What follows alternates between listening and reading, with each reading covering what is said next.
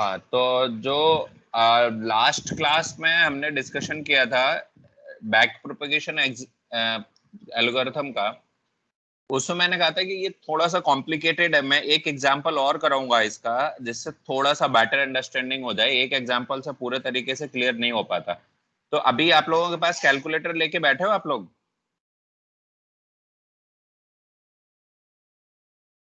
ले लिया सर। हाँ ठीक है। तो बैक प्रोपगेशन एल्गोरिथम आज जो है ना छोटा एग्जांपल कराएंगे। उसमें 3 न्यूरॉन थे। आज का जो एग्जांपल है वो छोटा है। इसमें क्या क्या दिख रहा है आपको एग्जांपल में?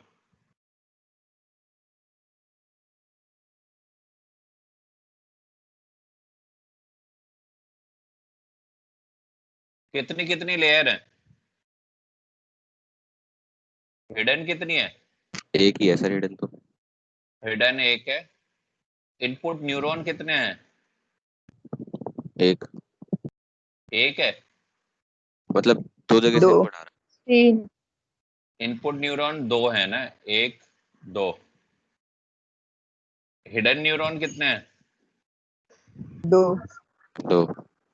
ठीक है। आउटपुट कितने हैं? दो तो ये उससे तो दो आसान होगा ना, जो प्रीवियस एग्जांपल यस था सर उस यस सर। उससे थोड़ा सा आसान होगा। पर उससे थोड़ा सा एक ट्विस्ट और ज्यादा है इसमें। जो प्रीवियस एग्जांपल हमने डिस्कस किया था उसमें आउटपुट एक था, यहाँ पर आउटपुट दो है। और उसमें हिडन लेयर तो एक ही थी, बट ये इनपुट न्यूरॉन और हिडन न्यूरॉन ये तीन तीन थे। तो वो एक्चुअली 3 3 1 था, ये 2 2 2 है। ये डिफरेंस है। तो दो जगह इनपुट एंड हिडन में एक एक न्यूरॉन कम हुआ है, बट आउटपुट में एक इंक्रीज हुआ है। वेट यहाँ पे क्लियरली विजिबल है। इनपुट है 0.5 और 0.1। बायस इज 1 B1 B2। और जो इनके वेट है W1 W2 W3 W4 5 6 7 8, ये गिवन है 0.15 0.2 0.25 0.3। और जो ये बायस का जो वेट है दैट इज 0.35। फिर ये W5 इज 0.4, देन 0.45 0.50 0.55, देन 0.6। और आउटपुट है दैट इज 0.01 एंड 0.99। मीन्स ये जो वैल्यू है ये, और ये दोनों कौन से वैल्यू हैं?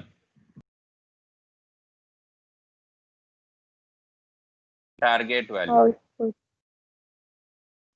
या डिजायर्ड आउटपुट। तो अब इसमें वेट इस तरीके से एडजस्ट करना है यूजिंग बैक प्रोपगेशन एल्गोरिथम कि जो आउटपुट है वो आउटपुट, ये जो फर्स्ट न्यूरॉन है इसका 0.01 है और जो सेकंड है उसका 0.99 है। ठीक है। सबसे पहला कौन सा मैथ, सबसे पहले हम क्या करते हैं इसमें? पहला कौन सा था? Feed forward. सबसे पहला स्टेप तो यही था ना। यस सर फीड फॉरवर्ड में क्या होता था कि जो ये H1 है, हम इस H1 का आउटपुट कैलकुलेट करते थे और फिर H2 का आउटपुट कैलकुलेट करते थे। जो H1 का आउटपुट है वो आउटपुट कैलकुलेट करने के लिए पहले हम यहाँ पर नेट इनपुट कितना आ रहा है वो कैलकुलेट करते थे। फिर उसके बाद यहाँ का एक्टिवेशन फंक्शन चेक करेंगे कि कितना है। और उस एक्टिवेशन फंक्शन के बाद फिर जो है ना इसका आउटपुट डिसाइड करते हैं। यही प्रोसेस है।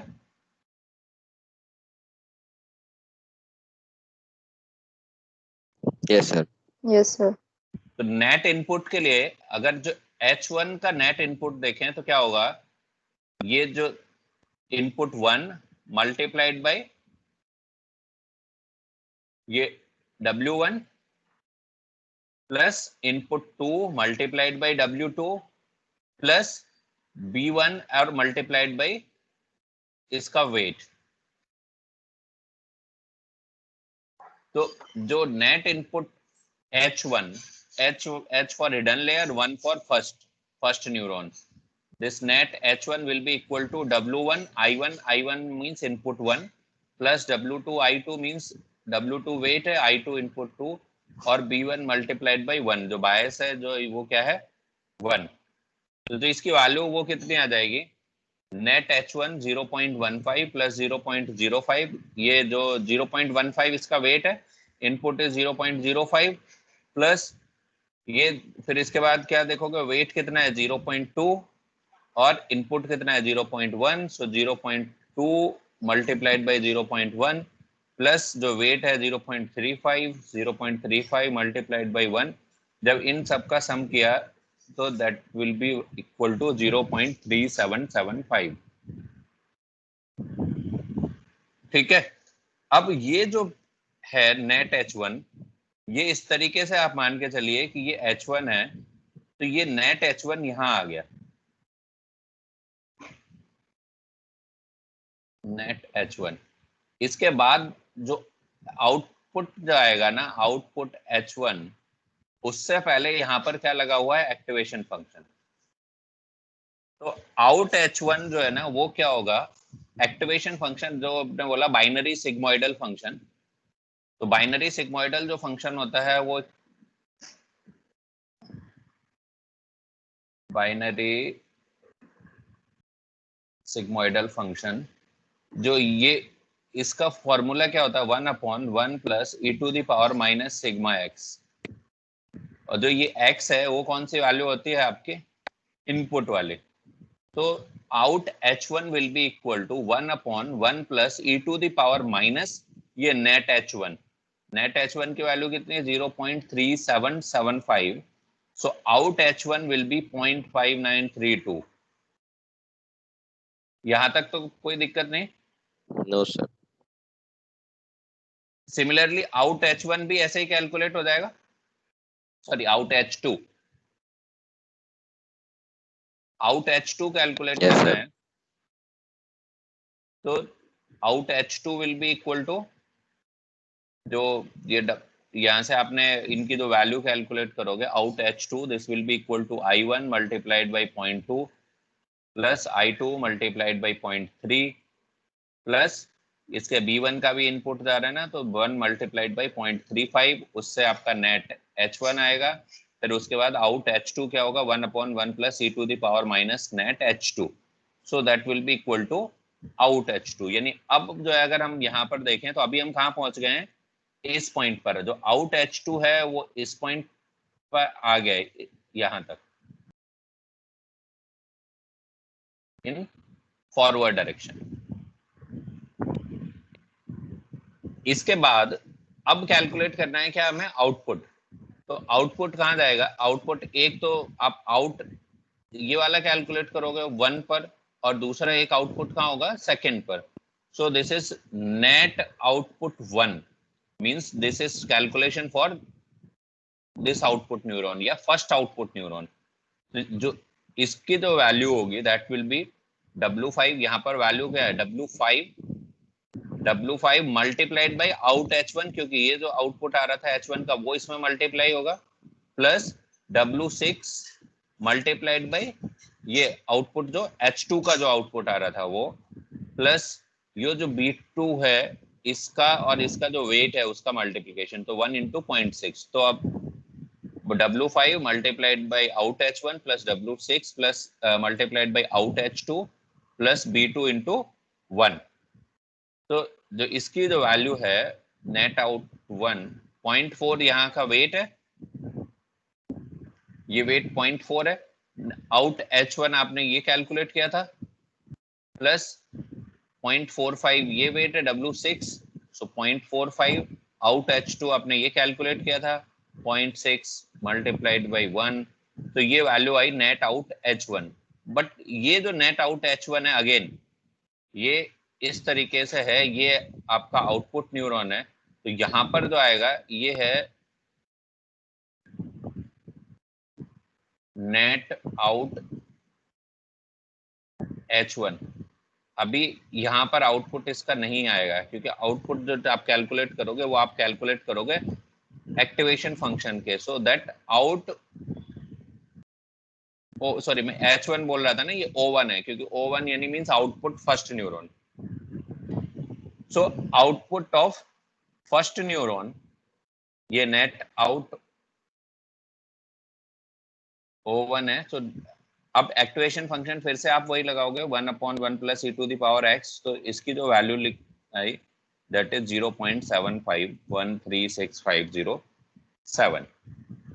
Similarly out H2 भी ऐसे ही निकल जाएगा. Yes, sir. इस पॉइंट तक आई थिंक मुझे नहीं लगता कि किसी को कोई इशू होगा, क्योंकि ये हम कई बार कर चुके हैं. और एंड और सॉरी एक्स नॉट और जो है ना एक्सॉर, इन सब में ये प्रोसेस फॉलो की है हमने. जो नेक्स्ट जो आता है फीड फॉरवर्ड के बाद, उसके बाद जो स्टेप होता था एरर कैलकुलेट करना. ये सेकंड स्टेप था, नेक्स्ट स्टेप था उसमें कि आपको आउटपुट कैलकुलेट करने के बाद जो टारगेटेड आउटपुट है और जो एक्चुअल आउटपुट है उनसे एरर कैलकुलेट करना. तो जो टोटल एरर कैलकुलेट करोगे that will be summation of 1/2 target minus output का स्क्वायर. ये फॉर्मूला है एरर का. अब जब आप ये फॉर्मूले को यूज करोगे तो आप देखिए एरर जो है ना, यहाँ पर समेशन लगा हुआ है. समेशन का मतलब क्या है कि जो एरर है केवल एक के लिए नहीं है. अगर 2 न्यूरॉन है तो दोनों की एरर, अगर 3 है तो फिर तीनों की एरर. तो पहले आप एरर किसके लिए कैलकुलेट करोगे? EO1. लास्ट एग्जांपल को अगर आप याद करो तो वहां पर एक ही न्यूरॉन था आउटपुट में, तो इसलिए हमने एक ही बार एरर कैलकुलेट की थी. बट इस केस में 2 न्यूरॉन है तो हमें दोनों का अलग अलग एरर कैलकुलेट करना पड़ेगा, क्योंकि एक आउटपुट तो जो टारगेट आउटपुट है दैट इज 0.01, दूसरा टारगेट आउटपुट है 0.99. बट ये इतने आ नहीं रहे.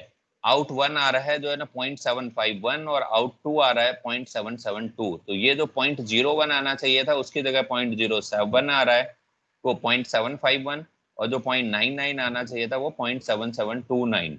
मीन्स इनमें एरर है आउट 1 और आउट 2 दोनों में. तो दोनों की एरर कैलकुलेट करेंगे. तो सबसे पहला EO1. EO1 मीन्स ये error for first output neuron, that will be equal to 1/2 target O1 means जो फर्स्ट न्यूरॉन है उसका टारगेट, माइनस आउट O1.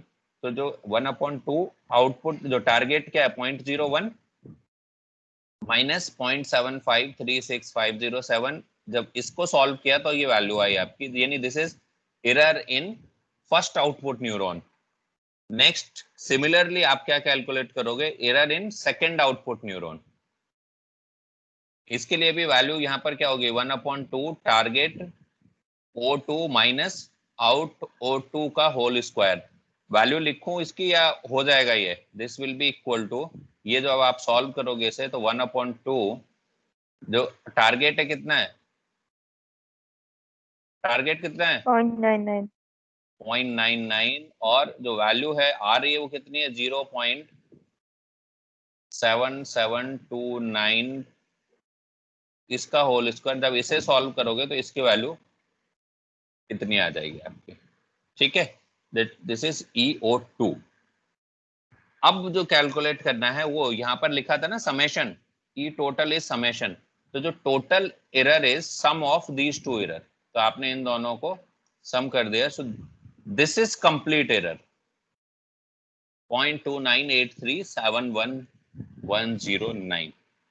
इस पॉइंट तक अगर किसी को प्रॉब्लम हो तो बोल सकता है, क्योंकि अब हमने क्या किया, हमने इनपुट से स्टार्ट किया, एरर कैलकुलेट की, जो है ना आउटपुट कैलकुलेट किया और एंड तक पहुंच गए और एरर कैलकुलेट कर लिया हमने.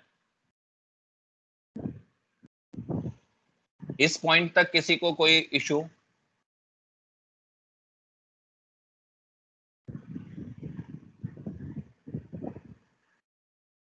फटाफट यस या नो बोल दिया करो. No, sir. और नेक्स्ट अब क्या करेंगे? नेक्स्ट स्टेप क्या होता है इसमें?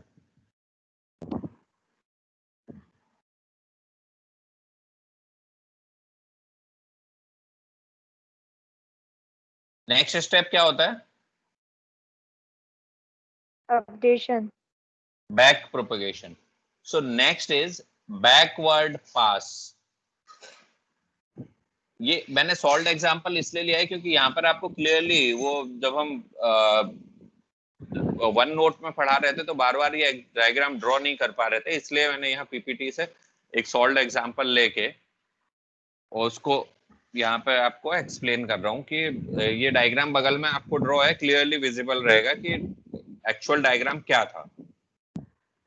तो अब हमारा जो टारगेट है दैट इज बैक प्रोपगेशन, और फॉर बैक प्रोपगेशन हमें करना क्या है, we need to update each of the weight, चाहे W1 से लेके W6 तक जितने भी वेट हैं उन सबको अपडेट करना है। किस तरीके से इनको अपडेट करना है कि that actual output to be closer to the target output, या फिर टू मिनिमाइज द एरर। ये इसी के लिए हमें W1 से लेके W6 या जो भी वेट्स हैं उन्हें अपडेट करना है। सो सबसे पहले हमने कंसीडर किया ये वाला फर्स्ट न्यूरॉन, इसे कंसीडर किया, और इसको कंसीडर करने के लिए ये पॉइंट ध्यान देना। सबसे पहले ये जो लाइन लिखी है ये बहुत इंपॉर्टेंट है, इसको समझना बहुत जरूरी है, क्योंकि तभी आपको बैक प्रोपगेशन का कॉन्सेप्ट समझ में आएगा। कंसीडर W5, यहाँ पर एक्चुअली एरर मिनिमाइज करने के लिए आपको वेट अपडेट करना है। तो आपको बेसिकली चेक क्या करना है, effect of W on error. जब तक आप ये नहीं चेक करोगे तब तक आप वेट को अपडेट कैसे करोगे। आपको पहले ये चेक करना है कि वेट का इफेक्ट एक्चुअल पड़ क्या रहा है एरर पर। तो इसके लिए ये जो लाइन है कंसीडर W5, क्योंकि एक एक वेट का इफेक्ट चेक करना है। W1 से लेके W6 तक है ना, तो हर एक वेट का क्या इफेक्ट पड़ रहा है।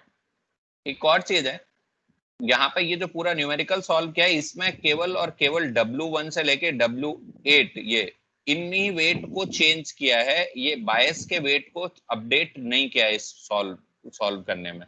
बट जब आप एक्चुअली सॉल्व करोगे तो बायस के लिए भी जो फॉर्मूला दिया था उनको यूज करके बायस के वेट को भी अपडेट करोगे। तो यहाँ पर क्योंकि आपको एक्सप्लेन करने के पर्पज से केवल W1 से W8 तक ही वेट को चेंज करने के लिए एक्सप्लेन है इस न्यूमेरिकल में। So we want to know that how much a change in W5 affect total error, means कितना W5 में जो चेंज होता है उसका एरर पर क्या इफेक्ट है। मींस आप क्या कैलकुलेट करोगे, partial derivative of total E with respect to W5, यानी del E total upon del W5, total error पर W5 का क्या इफेक्ट है। अगर हमें एक एक वेट के हिसाब से जो है ना एक एक के लिए कर रहे हैं, इसलिए पार्शियल डेरिवेटिव कर रहे हैं कि केवल W5 का क्या इफेक्ट पड़ रहा है ई टोटल पर। ये पॉइंट क्लियर हुआ पार्शियल डेरिवेटिव वाला।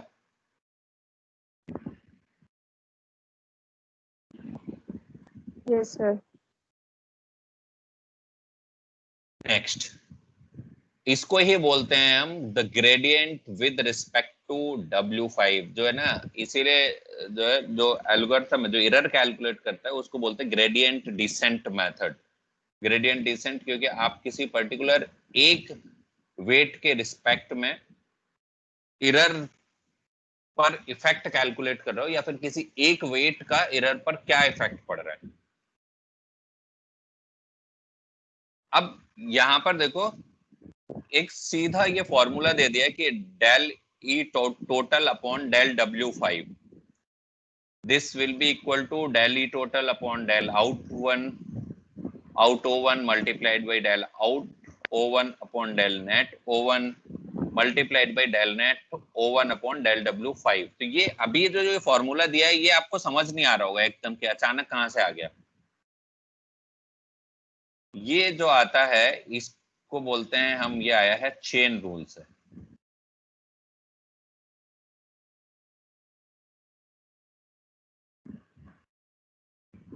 चेन रूल से किस तरीके से आया है वो ये देखिए, ये क्या है आपका एरर, ठीक है। इस एरर पर किसका इफेक्ट है, ये जो एरर कैलकुलेट किया इस पर इफेक्ट है, ये आउट वन का। आउट वन पर किसका इफेक्ट है, नेट O1 का। और नेट O1 पर किसका इफेक्ट है, W5 का।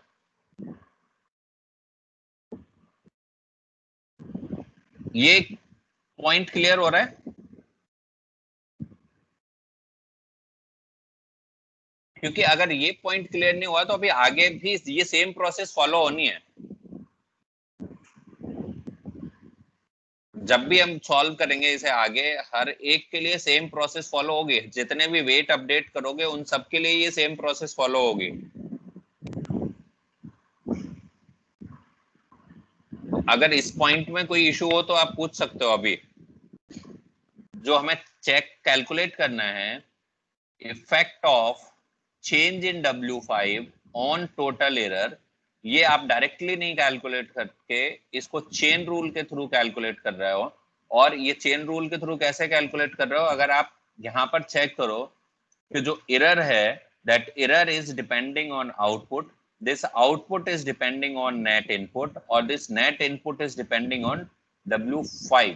एक्चुअली ये नेट इनपुट तो वैसे तीन चीज पर डिपेंड कर रहा है, W5, W6 और B2 पर, बट हमें केवल पार्शियल डेरिवेटिव देखना है और इफेक्ट ऑफ W5 देखना है। तो इसलिए यहाँ पर हम W5 का इफेक्ट देखेंगे केवल नेट O1 पर, इफेक्ट ऑफ W6 और B2 नेग्लेक्ट करेंगे, इसलिए हमने पार्शियल डेरिवेटिव लिया है। तो इस रूल को बोला चेन रूल, और E total upon del W5, so this will be equal to E total पर जो इफेक्ट होगा that will be considered for this out one only, so del E total upon del out O1 multiplied by ये जो out है, output पर जो effect है वो होगा नेट इनपुट का, so del out O1 upon del net O1, और ये जो नेट इनपुट है इस पर जो इफेक्ट कंसिडर करेंगे वो W5 का, so del net O1 upon del W5।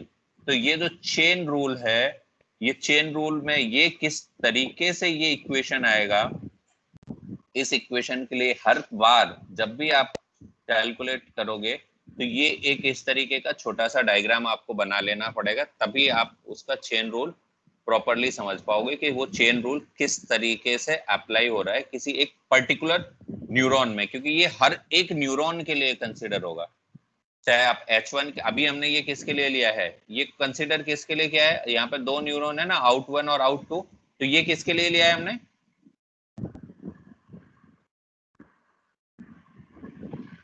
बताएगा कोई? सर आउट वन के लिए लिया ना? हाँ, दिस इज फॉर आउट 1। ऐसे ही जब हम आगे और कैलकुलेट करेंगे तो सिमिलरली आउट 2 के लिए भी आएगा, फिर H1 के लिए भी आएगा, H2 के लिए भी आएगा, तो ये सभी के लिए आएगा। तो इसलिए इसको समझना बहुत जरूरी है। अब इसके आगे देखो, ये चेन रूल लगता जाएगा इसमें हमेशा। ई टोटल, अब एक एक करके सॉल्व करेंगे ना हम इसमें से। जैसे ये 3 टर्म में चेंज हो गया, तो सबसे पहला टर्म कौन सा हो गया, ये। अब देखो इसके लिए ये नहीं, एक्चुअली जो सबसे पहला टर्म है वो ये है, del E total upon del out O1। तो यानी हमें पहले क्या देखना होगा, यहाँ पर ई टोटल कितना है, ई टोटल पर आउट O1 का क्या फर्क है। तो E total was 1/2 target O1 minus out O1 का whole square plus target O2 minus out O2 का होल स्क्वायर। तो जब आउट O2 हम कंसिडर ही नहीं कर रहे तो ये वाला टर्म तो जीरो हो गया, इसका तो कोई फर्क ही नहीं पड़ेगा, इसका केवल और केवल ये वाला टर्म डिफरेंशिएट करेंगे। इसको डिफरेंशिएट करके जो सॉल्व किया, so इसकी जो वैल्यू आएगी that E del E total upon del out O1, ये minus target O1 minus out O1, जब आपने इसको सॉल्व किया और इसको जब इसमें वैल्यू रखी, target O1 is minus 0.1, out O1 is minus वो 0.75136, तो जो इसकी जो वैल्यू आई, ये वैल्यू आपने ये कैलकुलेट करी है। ये जो वैल्यू है ये बेसिकली इसकी है, फर्स्ट टर्म की, या इसको हम इस तरीके से भी लिख सकते हैं ना कि first term multiplied by second term multiplied by third term. तो ये जो है ना, ये कौन सा है, फर्स्ट टर्म हमने कैलकुलेट कर लिया। इसके बाद अब कैलकुलेट क्या करना है, ये सेकेंड टर्म, कि how much the effect of net output is there on output of this neuron, कौन सा, first neuron. So how much does the output O1 changes with respect to its total net input? तो ये अब जो process हो रही है वो प्रोसेस हो रही है किसको, इसको सेकंड को सॉल्व करने के लिए। सो अब इसको डिफरेंशिएट करना है नेट O1 के रिस्पेक्ट में। तो पहले देखो आउट O1 क्या है, out O1 is 1/1 plus e to the power minus net O1। इसको डिफरेंशिएट किया और डिफरेंशिएट करके इसकी वैल्यू कैलकुलेट करते। तो ये जो कैलकुलेट हुआ ये हुआ है आपका सेकेंड टर्म। सिमिलरली अब जो काम होगा वो होगा थर्ड के लिए, the effect of W5 on net O1। तो नेट O1 कितना है, W5 into out H1 plus W6 into out H2 plus B2 into 1। ये तो हम पहले देख चुके हैं ना कि इसकी वैल्यू। अब इसको W5 के रिस्पेक्ट में डिफरेंशिएट करना। So finally how much does the total net input O1 changes with respect to W5। तो इसको डिफरेंशिएट करेंगे और इसको डिफरेंशिएट करके जो वैल्यू, जो है ना, जो वैल्यू आई वो ये है। और दिस इज थर्ड टर्म। तो अब हमने ये फर्स्ट, सेकंड और थर्ड तीनों टर्म कैलकुलेट कर लिए। तो जो तीनों को मल्टीप्लाई करेंगे so that will give us the value of this del E total upon del W5। So del E total upon del W5 ये हैं, इनके हमने तीनों टर्म को मल्टीप्लाई कर दिया। तो ये जो वैल्यू आ गई del E total upon del W5। अब इसके बाद to decrease the error we then subtract this value from the current weight। और जो है ना, जो करंट रेट, जो हम कहते हैं वेट को अपडेट करना, जो नेक्स्ट स्टेप था ना अपडेट द वेट। पहले आपने क्या किया, एरर कैलकुलेट कर ली, एरर के बाद फिर इसका जो है इफेक्ट कैलकुलेट किया। फिर अगर हम इसको अलग से सेपरेट कर दें एक स्टेप को, तो ये वाला एक टर्म कैलकुलेट करते थे जिसको हम बोलते हैं एरर करेक्शन फैक्टर।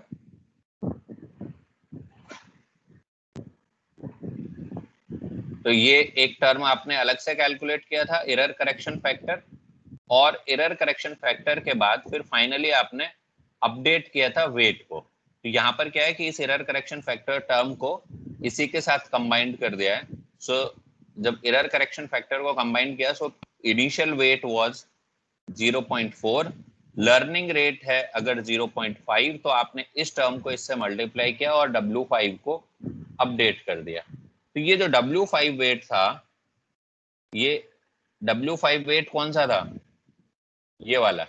तो जो अभी जो प्रोसेस हमने की है वो की थी आउटपुट ऑफ फर्स्ट न्यूरॉन, और जो हमने चेक किया वो क्या है कि effect of W5 on output of first neuron या एरर ऑन फर्स्ट न्यूरॉन। अब जो नेक्स्ट जो प्रोसेस रिपीट होगी, सेम प्रोसेस, वो किसके लिए रिपीट होगी, effect of W6 on error of first neuron, फिर effect of W7 on error of second neuron, फिर effect of W8 on error of second neuron, second output neuron. तो जब आप ये सारी प्रोसेस कंप्लीट करोगे तो फिर से जो आपके अपडेटेड वेट आएंगे वो कौन से होंगे, W6 plus W7 plus W8 plus. ये जो पार्ट कंप्लीट हुआ यहाँ तक, ये किसके लिए कंप्लीट हुआ, जब कि आपने आउटपुट लेयर से पहले वाले जो वेट हैं इनको अपडेट कर दिया आपने। ये सारे के सारे वेट यहाँ तक जब हमने रिवर्स डायरेक्शन में मूव किया, तो रिवर्स डायरेक्शन में ये जो वेट हैं इन वेट को अपडेट कर दिया। अभी भी हमारी बैक प्रोपगेशन कंप्लीट नहीं हुई है, अभी क्या बचा हुआ है,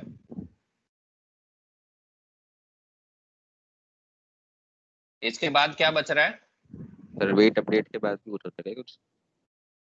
नहीं, अभी weight update, complete weight update कहाँ हुआ है अभी। ये जो है ना, ये वाले वेट बचे हुए हैं ना हिडन लेयर पर, W1 W2 W3 W4 बचे हैं ना अभी। तो Yes, sir.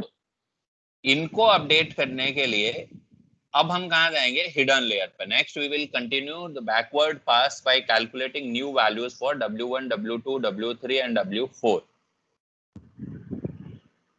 ये यहाँ तक का हमने अपडेट कर लिया था, यहाँ से ये जो ये वाली लाइन शो हो रही है ना, ये कंप्लीट हो गया। अब हम चलेंगे हिडन लेयर पर। तो ये है फर्स्ट हिडन न्यूरॉन। अगेन यहाँ पर हम क्या कैलकुलेट करेंगे कि how much effect of this W1 is occurring on इस पर the output of this hidden.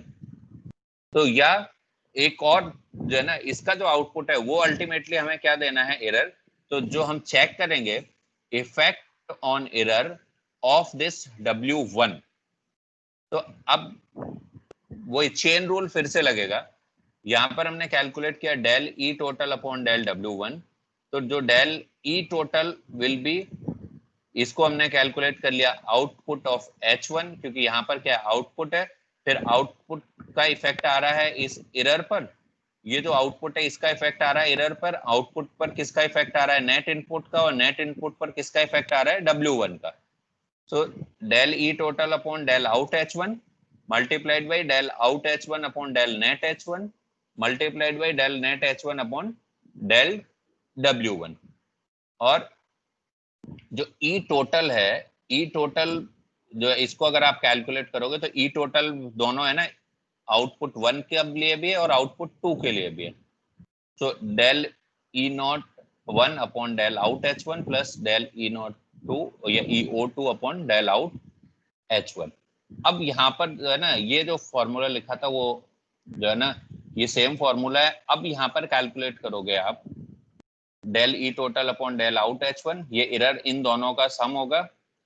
अब ये एक एक करके कैलकुलेट करोगे। सबसे पहले ये कैलकुलेशन, क्योंकि डेल ई, ये जो आउटपुट है, जो फर्स्ट का जो है ना, फर्स्ट आउटपुट न्यूरॉन है, उसमें जो एरर है उसका जो फर्स्ट हिडन का लेयर का जो आउटपुट है उसका effect. So del E not 1 upon del out H1, ये जो कैलकुलेट करेंगे, जो इसका आउटपुट है इस पर किसका इफेक्ट पड़ेगा, ये देखो आउटपुट है, यहाँ पर फिर से चेन रूल लगेगा। इसके आउटपुट पर इफेक्ट किसका पड़ेगा, इसके नेट इनपुट का। So del E O1 upon del net O1, और ये जो multiplied by del E net O1 upon del out H1। ये पॉइंट क्लियर हुआ कि ये चेन रूल कैसे लगा, जो पिछले वाले उसमें चेन रूल लगा था वही सेम चेन रूल इस केस में लग रहा है।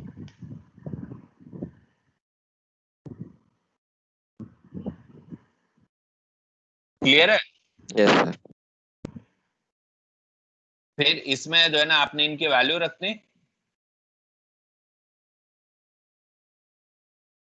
और इसके बाद फिर आप कैलकुलेट करोगे अलग अलग del net O1 upon del out H1। पहले आपने ये वाला टर्म कैलकुलेट कर लिया, इसमें चेन रिएक्शन लग के ये इक्वेशन आई थी, पर इस वाले में फिर से चेन रिएक्शन लग के ये इक्वेशन है, ये वैल्यू आई है। फिर बचा ये वाला term del net O1 upon del out H1। तो इसके लिए इसको आपने सॉल्व किया, यहाँ पर नेट O1 का इक्वेशन ये है, इसको सॉल्व करने के बाद ये वैल्यू यहाँ पर आई है। फिर आप करोगे कैलकुलेशन किसका, अब आपने ये वाला टर्म कैलकुलेट कर लिया, ये वाला टर्म कैलकुलेट कर लिया, तो फिर वैल्यू कौन सी होगी, ये वाली। तो इसका ये जो वैल्यू आई वो ये वैल्यू आई। अब फिर से इसके बाद अब हम चलेंगे, अभी हमने केवल ये वाला टर्म कैलकुलेट किया है ना, सिमिलरली कैलकुलेट करेंगे कौन सा, ये सेकेंड टर्म। तो जो ये सेकेंड टर्म है वो कैलकुलेट कर लिया यहाँ। अब ये दोनों टर्म आ गए, इन दोनों टर्म के बाद तब फिर वैल्यू आएगी हमारी ये वाले। So del E total upon del out H1 will be equal to this plus this. Now we need to figure out del out H1 upon del net H1 and then del net H1 upon del W for each weight। तो हर wait के लिए फिर आप जो output का जो equation है इसको डिफरेंशिएट करोगे del out H1 upon del net H1। इन सारे इक्वेशंस को जो प्रीवियस हैं उनको इनके साथ रखोगे तो जो ये आएगा आपका del E total upon del W1, यानी effect of W1 on total error. ये जो इक्वेशन था ना, जो del E total upon del W1, ये जो यहाँ पे शुरुआत में ये वाला जो इक्वेशन था, ये वाला इक्वेशन ये है। तो अब इन तीनों को हमने कैलकुलेट किया, कैलकुलेट करने के बाद ये आ गया effect of W1 on total error. जब ये वैल्यू आ गई, फिर आपने अगेन W1 को चेंज करना है, तो W1 minus error correction factor multiplied by this term, ये आपका W1 प्लस आएगा। फिर यही प्रोसेस रिपीट करनी है आपको W2, W3 एंड W4 के लिए। ये आपका एक इपोच कंप्लीट होगा फॉर बैक प्रोपगेशन एल्गोरिथम। तो आई थिंक जब सेकंड एग्जांपल किया है, तो ये बैक प्रोपगेशन एल्गोरिथम अब शायद क्लियर हो गई होगी आपको। ये एक वेबसाइट है, इस वेबसाइट से जो है ना, एक ब्लॉग है, उस ब्लॉग से ये वाला एग्जांपल मैंने कॉपी किया था। वहां से इसके सारे जो है ना सॉल्यूशन या फिगर यहाँ से कॉपीड थे इस पीपीटी में।